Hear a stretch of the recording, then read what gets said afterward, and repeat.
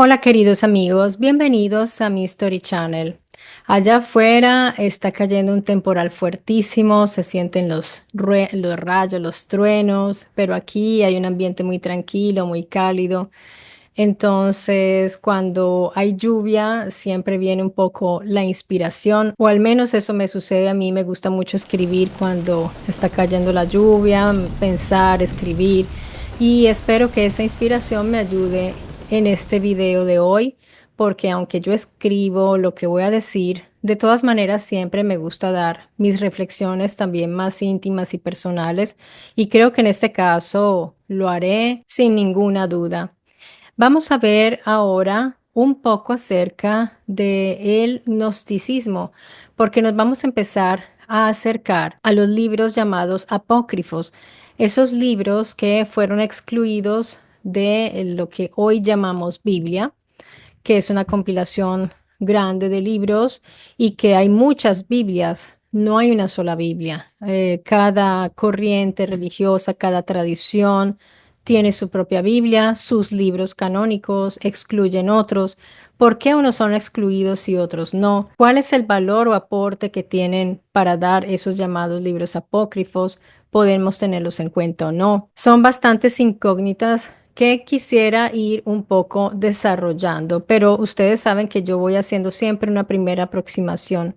Y en este caso, esta primera aproximación es el libro llamado Libro Secreto de Juan. Pero antes tenemos que saber que el cristianismo primitivo de los siglos I y II después de Cristo o de la era común no era un bloque homogéneo, sino un conjunto de comunidades diversas entre sí, con distintas interpretaciones sobre Jesús, sobre la salvación, sobre la ley y sobre el papel del conocimiento o gnosis. Ante esta variedad, el gnosticismo surgió como una corriente alternativa, no necesariamente desde fuera, sino desde dentro del mismo cristianismo, el entorno cristiano. Ahora bien, es interesante ver qué pensaban o cómo reaccionaron los seguidores más cercanos, por ejemplo, de Pablo, de Pedro y de Santiago y otros líderes del cristianismo primitivo frente a este llamado gnosticismo.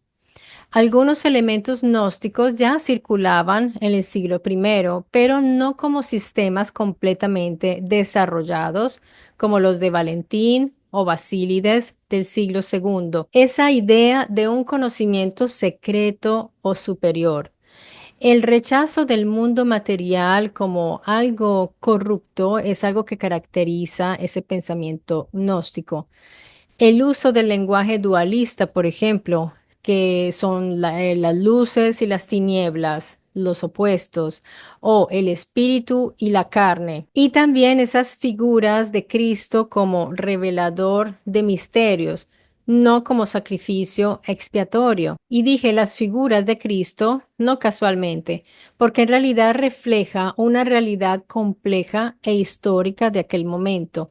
En los primeros siglos del cristianismo no existía una única imagen de Cristo, sino múltiples interpretaciones, y eso ya lo hemos ido viendo aquí en el canal. Durante los siglos primero y segundo después de Cristo no había todavía un dogma unificado sobre quién era Jesús.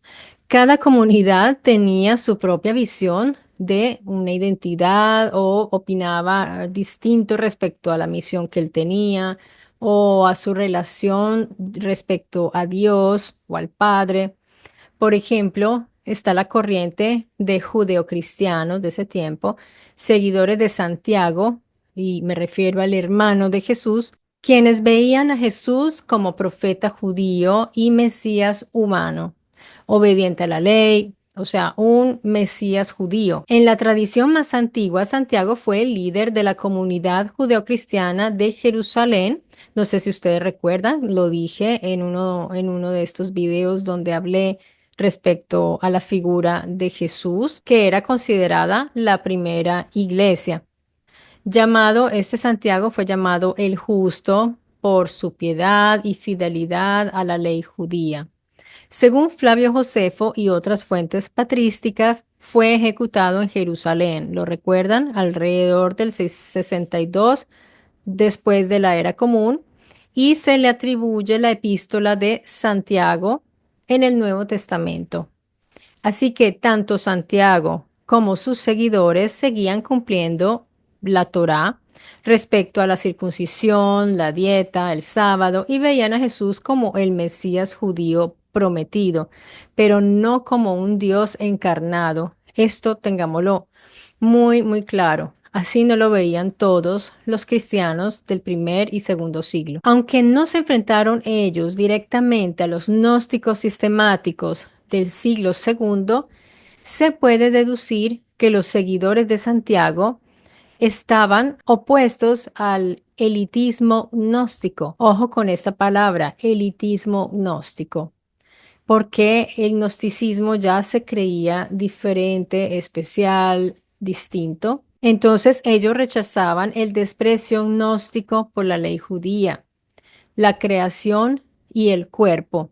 Estaban más centrados en la acción y no en la gnosis secreta. Para estos cristianos del primer siglo, una fe sin obras está muerta, y eso lo vemos en Santiago 2:17 para entender qué pensaban ellos respecto a esto. Este énfasis de ética versus conocimiento oculto es totalmente contrario a la visión gnóstica, que enseñaba que la salvación se alcanza por la gnosis, no por obras ni cumplimiento de preceptos. Por ejemplo, Pablo en sus cartas combate lo que parece una protognosis helenizante, o sea, una protognosis helenizante o judeizante esotérica. Ya se estaban formando estos movimientos que después van a producir también textos esotéricos como la Kabbalah, por ejemplo, y empieza a entrar esa gnosis en el judaísmo, y eso es un movimiento helenizante sin duda. Entonces Pablo escribe: evita las profanas y vanas palabrerías y las oposiciones de la falsamente llamada ciencia, que sería la gnosis. Recordemos que yo les he hablado también acá que en la antigüedad la sabiduría, y es un término también que ha usado muchísimo el gnosticismo, la sabiduría, el conocimiento, era la ciencia del pasado.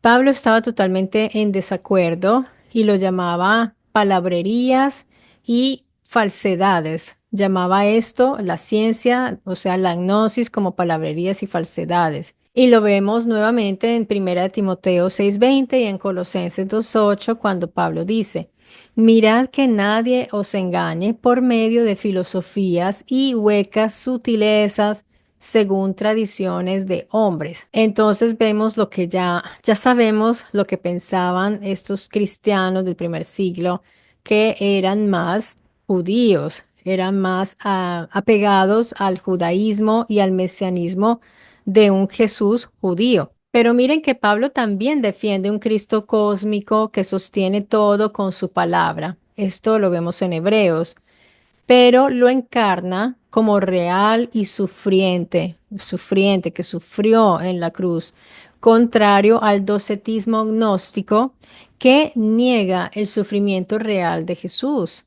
Recordemos que este gnosticismo, el docetismo, dice que Jesús escapa de ese cuerpo porque él no tenía por qué sufrir allí. Y por esto es que la gnosis es considerada una herejía para los cristianos ortodoxos. Entonces, en resumen, Pablo se opone al gnosticismo emergente de ese momento, aunque usa conceptos similares como la sabiduría, el misterio, la revelación, y por eso hemos hablado acá que Pablo helenizó el cristianismo, o sea, él empezó a formar un cristianismo helenizado, pero sin embargo no tanto como la gnosis. Entonces él sí usa esos conceptos resignificados dentro de una teología cristocéntrica. Él los adapta, más bien. En la segunda carta de Pedro, considerada tardía, posiblemente el siglo segundo, se advierte que, abro comillas, habrá falsos maestros que introducirán herejías destructoras. Cierro comillas, esto está en segunda de Pedro 2:1. Pablo se está refiriendo aquí a grupos libertinos o con doctrinas secretas muy similares a los gnósticos antinomistas. Los antinomistas son quienes están contra la ley o que rechazan la necesidad de seguir leyes morales o religiosas para alcanzar la salvación o la verdad. Entonces, por esto los antinomistas fueron muy polémicos entre los cristianos primitivos, porque en su forma extrema algunos de ellos enseñaban cosas, por ejemplo, como que el cuerpo es materia corrupta, así que lo que haga el cuerpo no afecta al alma. Vean que ellos ya separaban el cuerpo del alma. Entonces ellos decían, no importa lo que haga el cuerpo, si el cuerpo quiere hacer porquerías porque el alma no se va a contaminar. Ya que tengo la gnosis o la fe, puedo hacer lo que quiera sin temor a la condenación. Entonces miren en lo que se va convirtiendo esta corriente. Las normas morales son para los ignorantes, decían ellos, no para los iluminados. Este pensamiento chocaba directamente con los cristianos judeocristianos, como los seguidores de Santiago, por ejemplo, y con Pablo también, quien, aunque defendía una libertad del espíritu, también enseñaba que la gracia no era excusa para cometer errores o, como dice la Biblia, para pecar. Esto está en Romanos. En segunda de Pedro se menciona que habrá falsos maestros que negarán al Señor, muchos seguirán sus disoluciones. Y en Judas se dice, hombres impíos que convierten en libertinaje la gracia de nuestro Dios. Entonces vean que ambos textos probablemente se están refiriendo a estos llamados antinomistas. Antinomistas cristianos o protognósticos eran ya un inicio del gnosticismo, que despreciaban la moral tradicional. Uno de los primeros en atacar el gnosticismo desde la razón y el conocimiento de sus doctrinas fue el llamado Hipólito de Roma, que vivió entre aproximadamente el 170 y 235 después de la era común. Fue un presbítero y teólogo cristiano, probablemente de origen griego, aunque vivió en Roma. Se le atribuyen numerosos escritos en griego de gran erudición. Su obra clave fue Refutación de todas las herejías. Consta de 10 libros, aunque uno de estos libros está perdido. En su obra, el objetivo que Hipólito se puso fue el de demostrar que las herejías, en particular las gnósticas, no eran revelaciones cristianas ocultas, sino plagios o deformaciones de la filosofía griega y las religiones paganas. Vean, lo que pensaba Hipólito es lo que yo he visto. Yo no soy religiosa. Ustedes saben que yo no sigo ninguna religión, así que no me interesa hacer proselitismo por absolutamente ninguna. Y también he visto esto de la gnosis, cómo va surgiendo, y hoy lo vamos a ver a profundidad. De hecho, él afirmó que los gnósticos como Valentín, Marción o Basílides tomaron conceptos de Platón, Pitágoras, Empédocles y Heráclito para disfrazarlos como revelación divina. Hipólito acusa a los gnósticos de dividir a los cristianos en castas espirituales, diciendo que solo algunos elegidos reciben la verdadera gnosis. Pero es tal cual. Para él, el Evangelio es universal, no reservado solo para unos pocos iniciados. Afirma que muchos gnósticos promovían libertinaje sexual y rechazo de las normas éticas bajo la excusa de que el cuerpo no importa. Particularmente critica a Simón el Mago, a quien describe como el fundador de todas las herejías y de una falsa religión de deseo y engaño. Y si ustedes se dan cuenta, abro un pequeño paréntesis, pues hay muchas corrientes gnósticas o semignósticas, se puede decir, chamánicas, espirituales, de tipo espiritual, que mezclan muchísimo. Por ejemplo, tenemos también por la parte hindú, de la India, tenemos el Kundalini, que mezcla muchísimo estas técnicas del sexo tántrico. Y en el chamanismo también tenemos una corriente que se trata de hacer un trabajo, realizar un trabajo espiritual que incluye también el uso de las hierbas, de la energía, de los elementales, desperdiciar la energía sexual, de trabajar. Entonces yo me imagino que ya miren que todo esto viene de mucho, mucho atrás en el tiempo y seguramente tiene orígenes por allá en Egipto, en Persia. Volvemos siempre a esas culturas. Aquí se habla de la cultura helénica, pero con Pitágoras, pero ¿de dónde tomaba Pitágoras y Platón y todos los filósofos también? Recordemos esa conexión tan fuerte con Egipto y ahí en el Medio Oriente fue un crisol de muchas creencias que se fueron formando y desarrollando hasta ya estructurarse, como lo decía yo, en los siglos cuarto al sexto. Yo no he dicho nunca que las religiones se crearon en el siglo cuarto, quinto, sexto, como alguien dijo. Es que no es verdad que tú dices que se...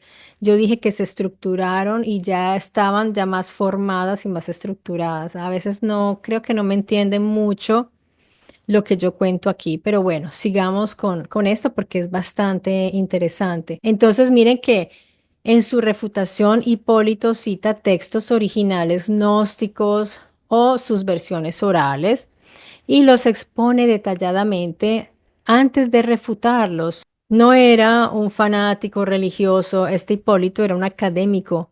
Su método es totalmente académico, casi filosófico, a diferencia de otros autores, ya como Ireneo, que escribía de manera más pastoral, más religioso. Este era un académico, así que este Hipólito sustentó muy bien su refutación hacia los gnósticos, obviamente desde el punto de vista de un cristiano.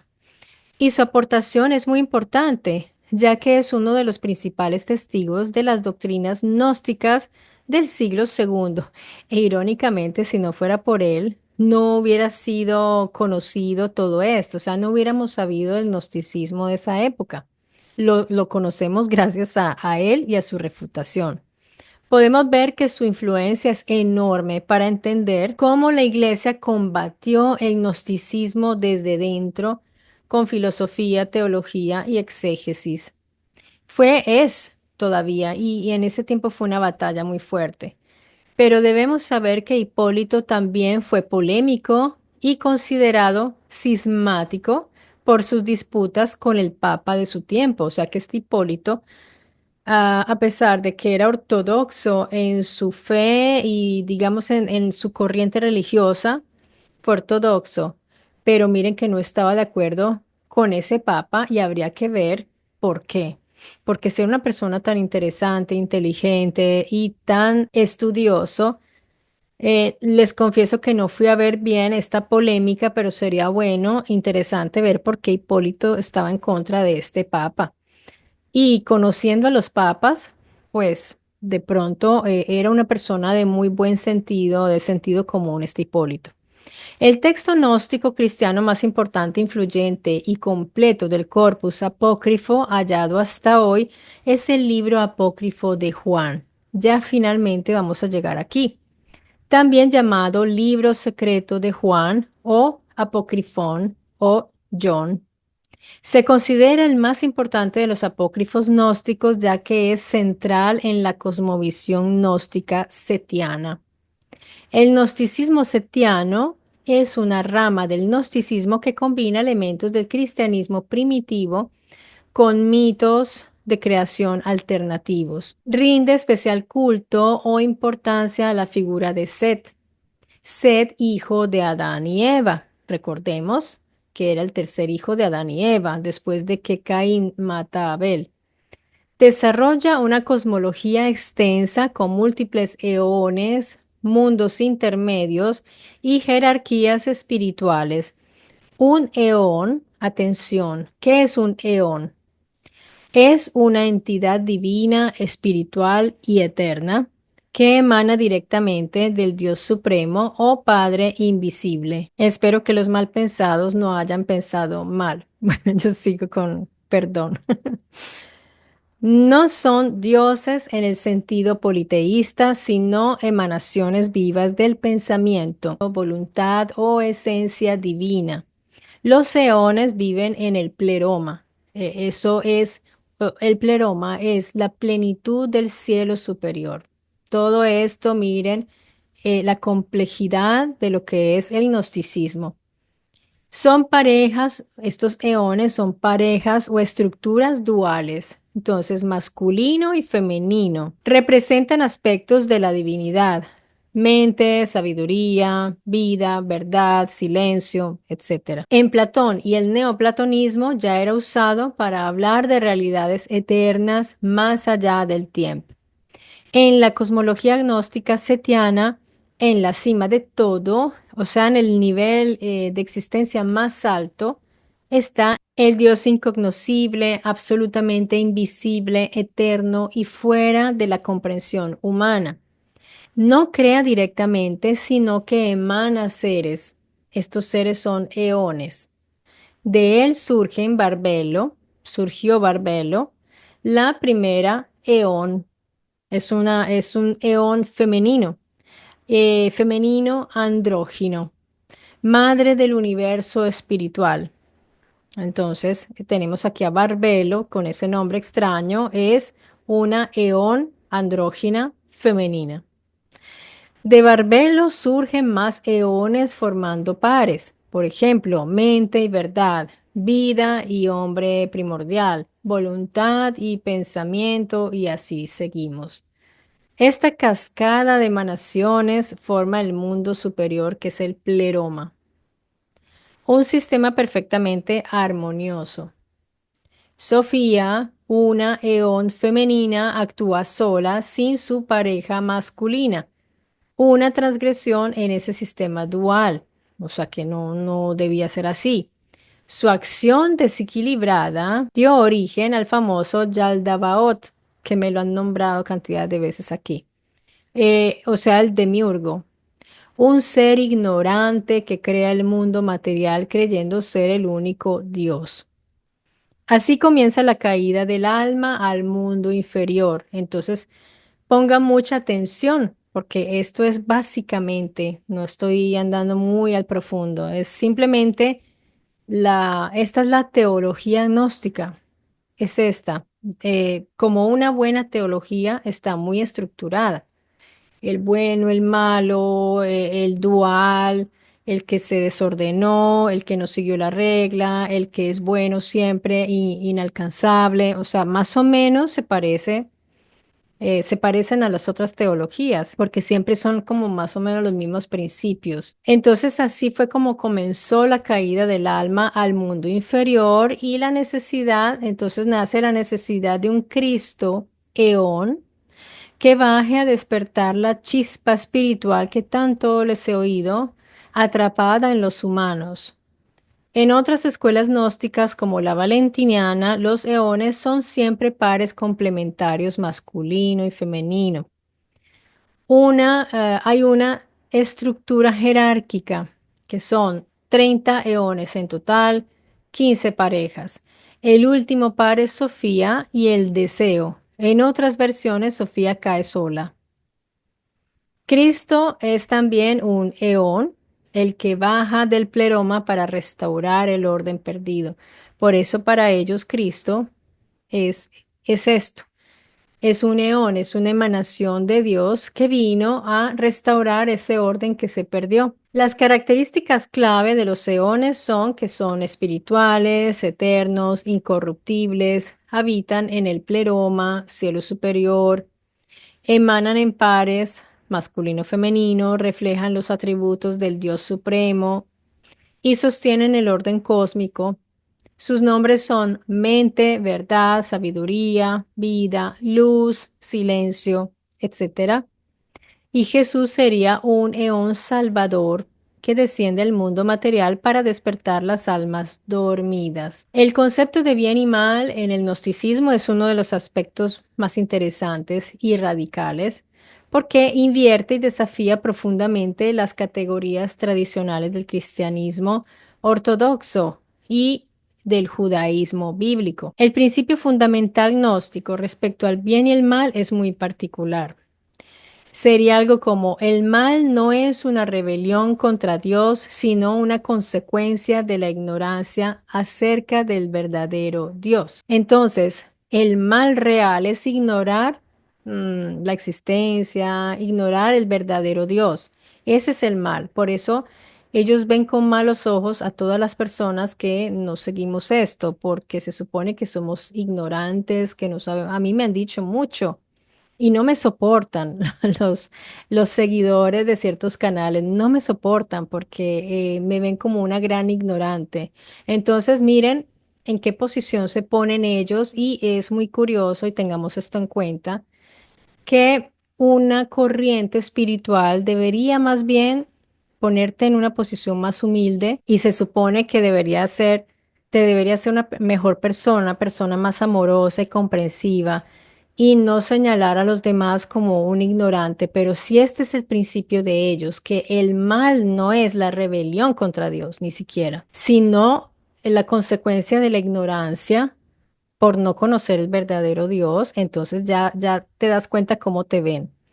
Esto significa que para los gnósticos el mal no es simplemente desobedecer a Dios, como en la tradición bíblica, sino vivir en ignorancia de esa realidad espiritual, atrapado en un mundo falso que ha sido creado por error. Ya de principio, esto es un error.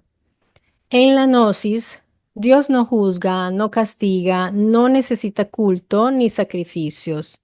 De él emanan los eones que forman el pleroma, o sea, el mundo espiritual perfecto. Entonces, después de haber visto estas nociones básicas del gnosticismo, que seguramente son muchísimas más, pero pues por tiempo no puedo exponerlas todas en este video, quisiera también hacer notar que yo he ido identificando hoy día una relectura moderna del gnosticismo.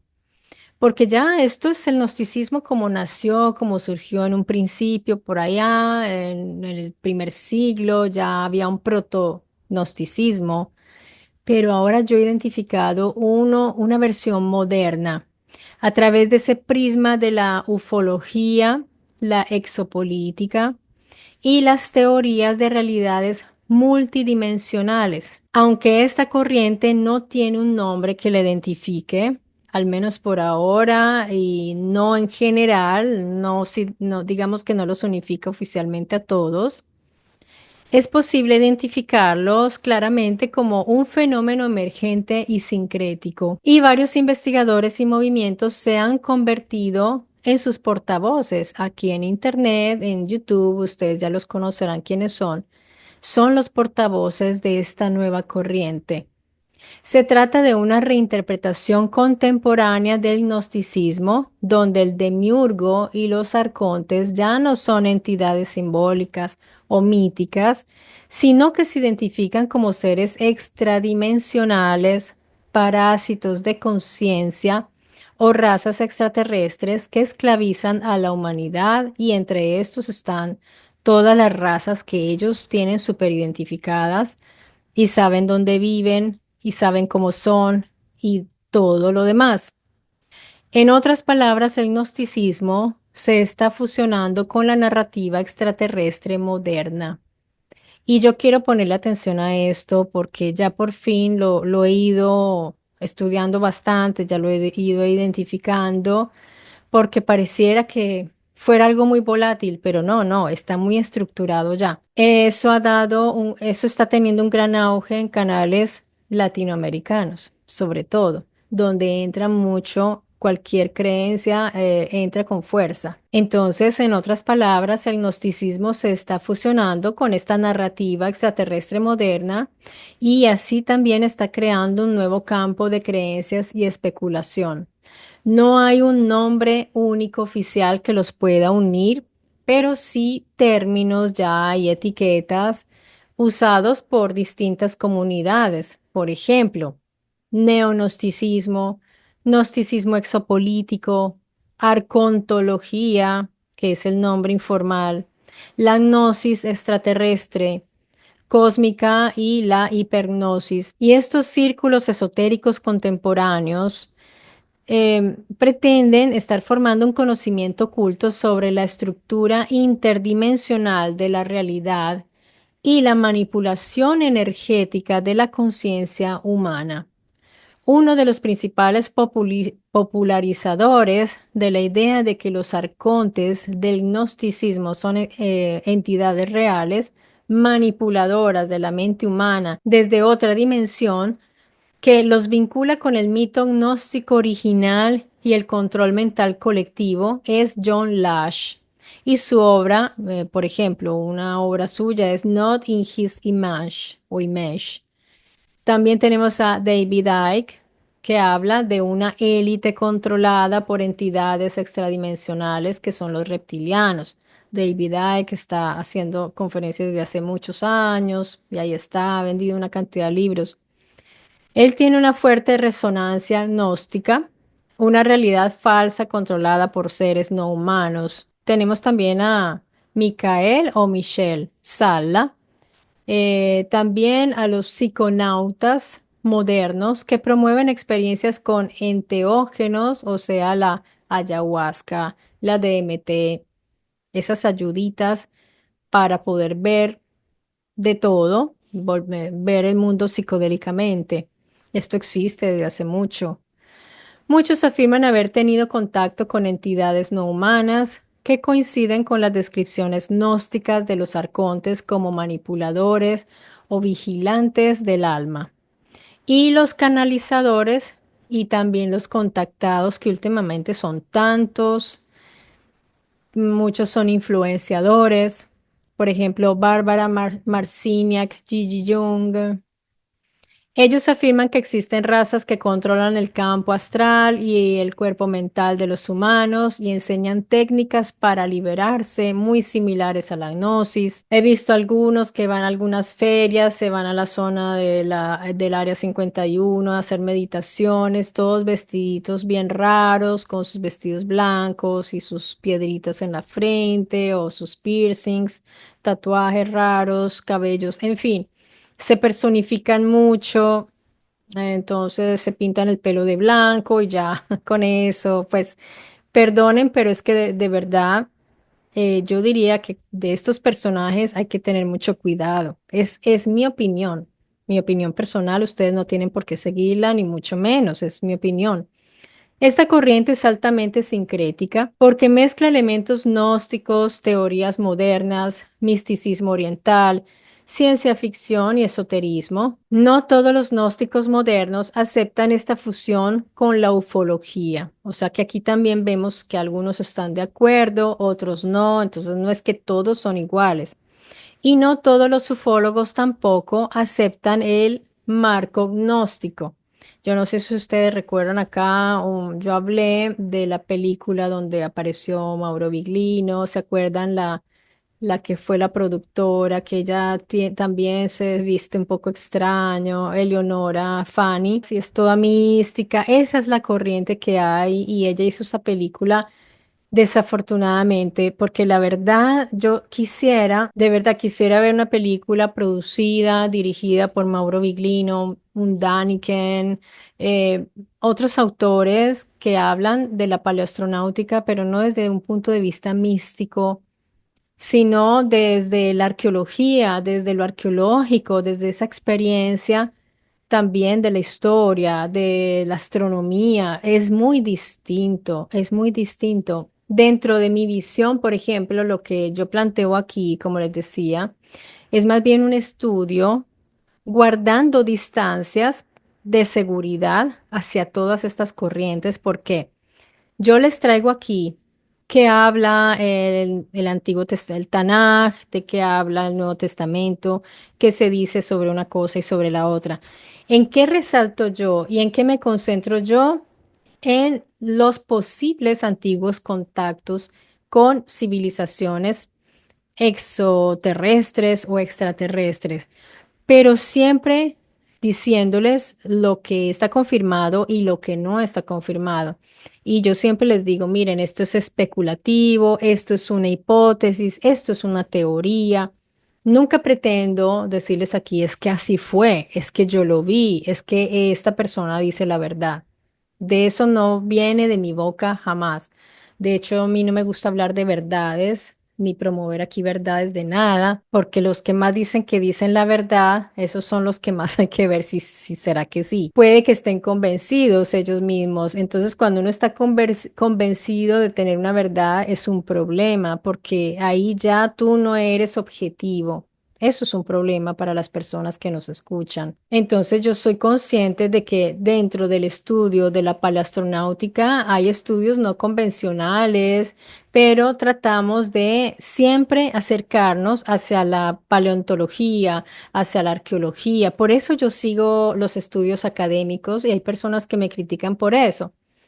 Porque yo busco en la academia, em, tengo que hacerlo, o si no, ¿cómo vamos a ver las dataciones? ¿Cómo vamos a saber si una estructura es más antigua de lo que parece? ¿Cómo vamos a saber si esa cultura no debió haber existido en esa época? Entonces, por eso es que yo debo ir a los estudios académicos de la historia y luego empezamos a extraer lo que es interesante, lo que puede ser el rastro de eso que nosotros vamos encontrando y de lo que leemos en los libros de Biglino y de Daniken, de Sitchin y de otros autores serios que investigan las civilizaciones antiguas precisamente, también los sumerólogos, todo. Aquí vemos todo esto. Vemos, tratamos de basarnos en esos rastros arqueológicos, epigráficos, históricos, desde la ciencia. Entonces no se parece a una gnosis lo que yo estoy haciendo, porque yo aquí no estoy trayendo un conocimiento, yo les he hablado de los libros antiguos para entender lo que dice allí, pero no para hacernos creyentes en lo que dice allí, sino para ver qué escribían. Y por eso nos hemos fijado tanto en los libros del Tanakh, por ejemplo, que hablan de una posible tecnología de ese tiempo y es interesante ver en los génesis distintos de distintas culturas, donde encontramos también procedimientos genéticos, procedimientos de laboratorio prácticamente. Pero ¿qué encontramos en estos libros gnósticos? Encontramos toda una cosmogonía crística impresionante que nos describe otros espacios espirituales. Las personas tienen simplemente que creer. Además que ese libro de Juan es aparte de todos los otros libros que hablaban de Jesús. Los otros libros que hablan de Jesús, que han sido aceptados en el canon, son esos libros que hablan de un Jesús que enseñaba esto, que predicaba, pero no está hablando de un Jesús universal y de estos eones y todo esto. Ningún otro libro bíblico lo habla.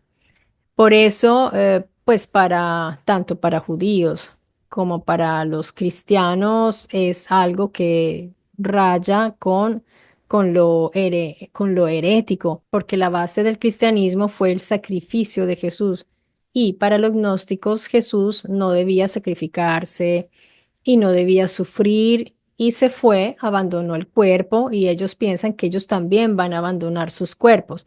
Ahora bien, si ustedes le preguntan a un gnóstico, pero tú cómo estás tan seguro, porque ellos les van a hablar con una seguridad absoluta sobre ese mundo espiritual eterno, incorruptible, donde habitan el pleroma, o sea, el cielo superior, de donde emanan en pares los eones, ya saben todo, ya lo tienen todo estructuradísimo, así como lo tenían también los cristianos católicos romanos con lo del cielo, el infierno, el limbo, las almas del purgatorio, o sea, todo esto era una configuración que también ya tenían, pero con el tiempo eso se fue cayendo y ya nadie cree en eso, el infierno, la antesala del infierno y todo eso.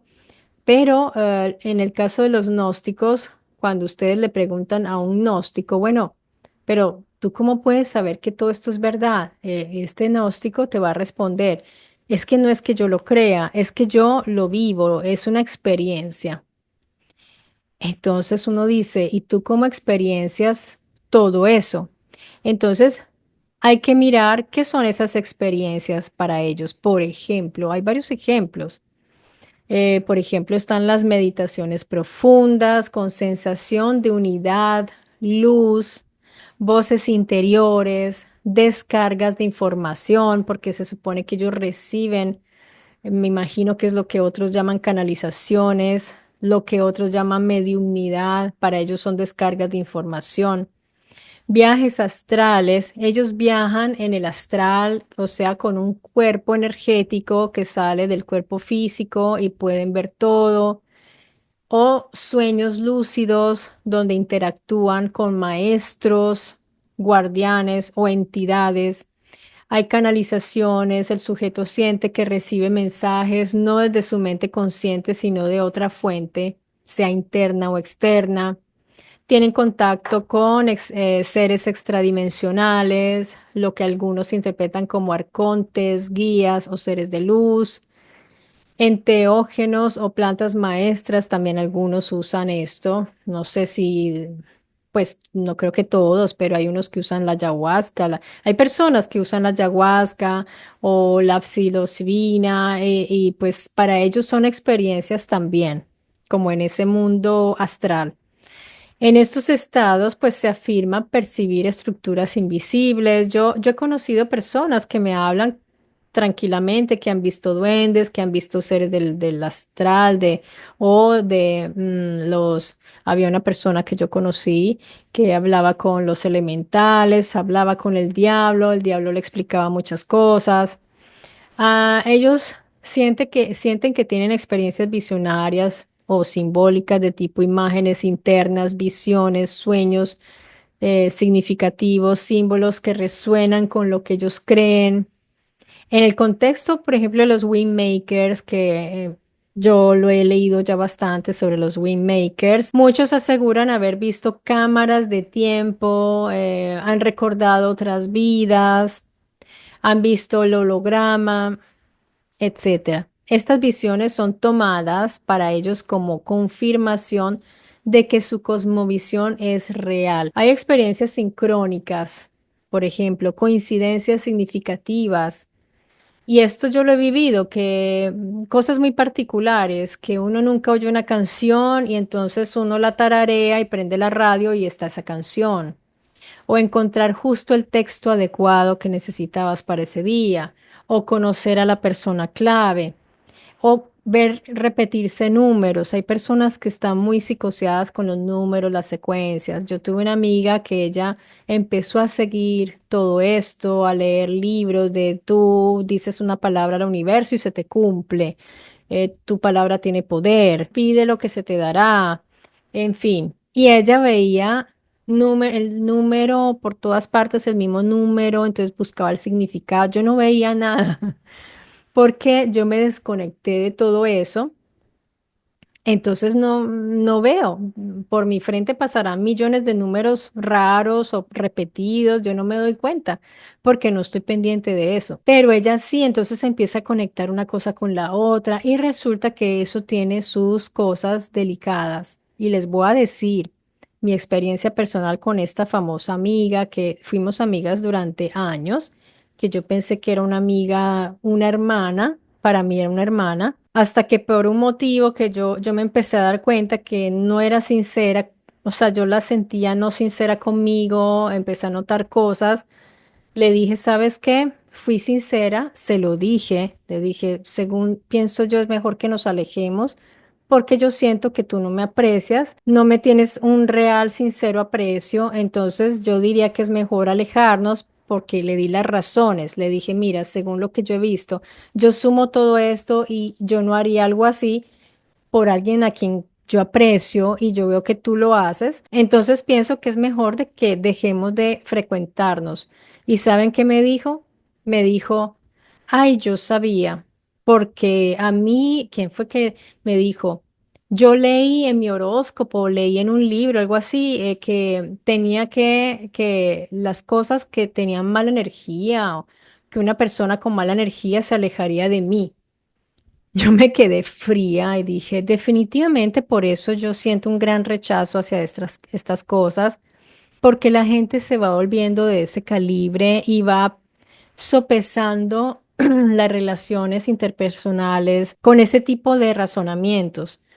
Esa persona tiene una mirada vacía, no tiene alma, esa persona no tiene alma, esa persona es ignorante, esa persona no tiene luz, esa persona tiene una larva energética pegada, esa persona es un vampiro energético. Entonces, esos son los juicios que están haciendo estas personas que se creen despiertas. Y por eso mismo yo no me considero ni una larva energética ni un vampiro energético, no me considero tan mala persona como para que alguien me hubiera dicho semejante cosa, que yo tengo mala energía, ¿eso qué es? O sea, ¿qué es tener mala energía? Y mucho menos de una amiga después de tantos años. Entonces yo le dije, si pensabas eso de mí o sentías eso porque estabas conmigo, o sea, no entiendo qué tipo de persona puede estar con alguien así, que tú sí dices que yo era negativa. Yo veo también que la gnosis en sí misma tiene una gran arrogancia porque esas personas de por sí son arrogantes. Esas personas ven a las personas que están fuera como personas ignorantes que no entienden, que no llevan la luz, que no son chispas divinas. Te hace mejor persona seguir esas corrientes. Yo me pregunto si un día la humanidad va a poder ser laica, una humanidad que pueda definitivamente querer ser siempre mejor, una humanidad más madura, una humanidad que sea capaz de ver su pasado sin miedo, sin prejuicios y asimismo su futuro, de ayudar a los demás por igual, sin prejuicios, sin diferencias, sin divisiones. Em, todos somos distintos, todos pensamos distinto, respetando las diferencias, pero yo lo veo imposible. Yo no creo que pueda existir la humanidad ya sin la religión. Yo no lo creo posible, ya una vez eso se instauró y estas distintas religiones se instauraron, nunca van a dejar de existir. Si las quitaran sería una tragedia porque la gente hasta se suicidaría, se haría matar por su religión.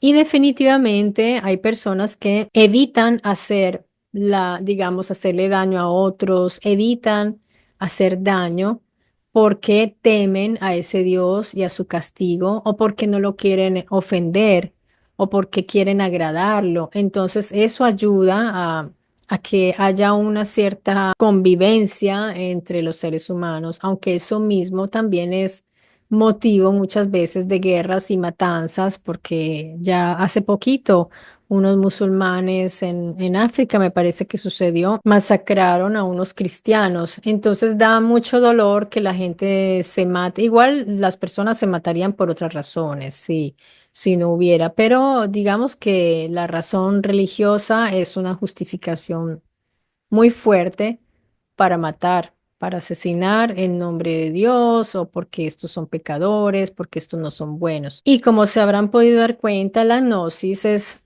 algo muy complejo y muy interesante que si uno lo mira de fondo es un Jesús muy atractivo porque claramente es un Jesús maravilloso y hablar de la luz y creernos seres de luz, eso es algo pues que inspira mucho, que te puede dar fuerzas para querer trascender, para querer seguir adelante. En fin, cada quien puede tomar sus decisiones y puede creer en lo que quiera creer, pero yo pienso que también hay cosas, hay corrientes que se van radicalizando y he notado que también dentro de este nuevo gnosticismo hay una tendencia a señalar a otro tipo de religiones y entonces veo también que las personas empiezan a odiar a las personas de ese tipo de comunidad religiosa y yo no lo veo con buenos ojos, sinceramente. A pesar de que yo, por ejemplo, no estoy de acuerdo con las religiones, pero no estoy de acuerdo con hacernos odiadores de las personas que sigan esas tradiciones o religiones por el hecho de que estén equivocadas o empezar a verlos como unos verdaderos enemigos existenciales o enemigos realmente geopolíticos importantes. Yo pienso que hay que tener mucho cuidado con todas esas corrientes que surgen. Yo aquí les hago estos planteamientos simplemente porque me doy cuenta que hay personas que se han dejado arrastrar y se dejan influenciar muchísimo y yo no lo veo como algo positivo, sinceramente. Veo también esos debates tan fuertes que se están creando unas divisiones importantes entre las personas y es una lástima porque sinceramente yo no creo que nadie tenga la verdad. En ninguna religión está la verdad de nada.